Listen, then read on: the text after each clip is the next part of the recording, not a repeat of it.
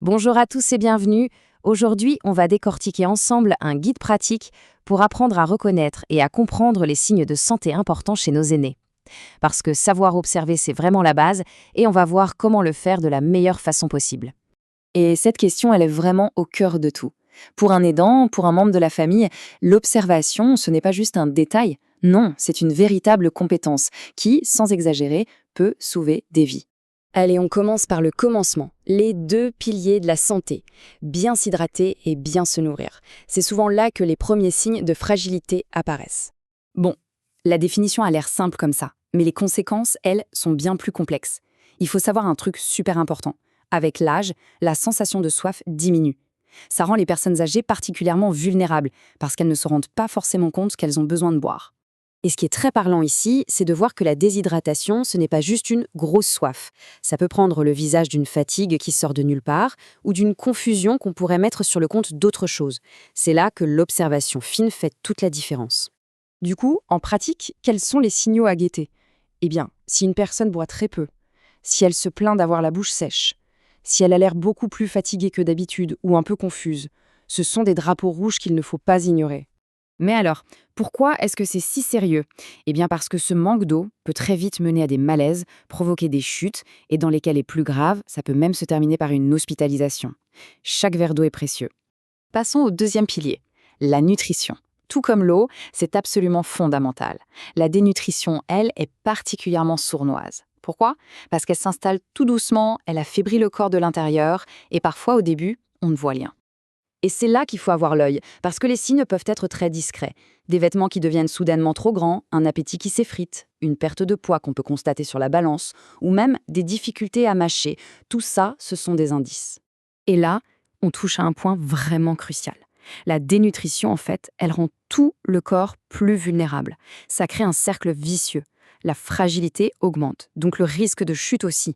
La peau devient plus fragile et la capacité du corps à se défendre et à guérir diminue.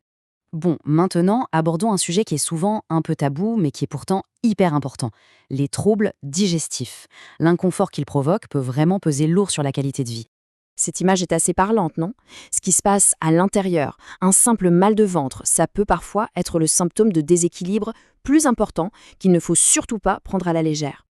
Oui, la définition est un peu médicale, mais ce qu'il faut retenir, c'est que l'impact, lui, est bien réel.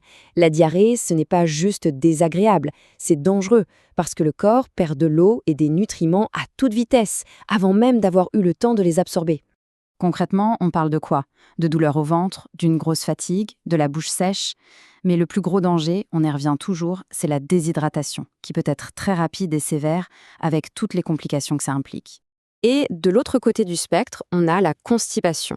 On a tendance à banaliser ça, mais c'est bien plus qu'une simple gêne. C'est une situation qui est très inconfortable et qui peut avoir un vrai impact sur l'appétit, sur le moral et sur l'état général.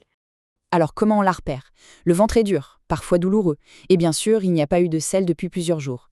Et les risques, ils vont au-delà de l'inconfort. La constipation peut couper l'appétit, et donc, petit à petit, dégrader l'état de santé global.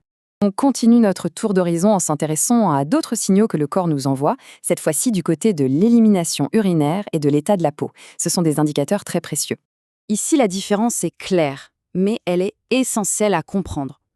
D'un côté, on a la continence, c'est-à-dire la maîtrise. De l'autre, l'incontinence, qui est la perte de cette maîtrise. Et ça peut avoir des conséquences importantes, à la fois physiques et psychologiques. Et cette illustration montre parfaitement l'un des plus gros risques. Parce que l'incontinence, ce n'est pas juste une histoire de fuite. Ça peut être la porte d'entrée pour des infections urinaires, et chez les personnes âgées, c'est quelque chose de particulièrement sérieux. Les signes à repérer sont très pratiques, très concrets. On parle de fuite, de protection qui sont souvent humides, ou alors d'un besoin d'uriner qui devient très fréquent, très pressant. Ce sont des indicateurs à prendre en compte. On le dit souvent, la peau, c'est un peu le miroir de notre santé. Et c'est tellement vrai. Son état est directement lié à l'hydratation, à la nutrition, à la mobilité. Une petite altération, même minime, peut cacher un problème plus profond ou être le début d'une complication. Ça commence souvent par pas grand-chose. Une petite rougeur qui ne part pas, une sensation de brûlure. Mais attention, si on ignore ces premiers signes, ça peut évoluer vers des escarres. Ce sont des plaies profondes, très douloureuses et qui sont extrêmement difficiles à soigner. Bon, on a passé en revue pas mal de signaux d'alerte. La grande question maintenant, c'est qu'est-ce qu'on en fait de toutes ces informations? Eh bien, la clé de tout, c'est la communication. S'il y a une chose à retenir de tout ça, c'est vraiment celle-ci. Observer attentivement et ensuite être capable de transmettre des informations claires et précises aux professionnels de santé, c'est l'un des plus grands services qu'on puisse rendre. C'est ce qui permet une action rapide et efficace. Et je termine avec cette question pour aller plus loin. Réagir, c'est vital, on l'a vu, mais anticiper, c'est encore mieux.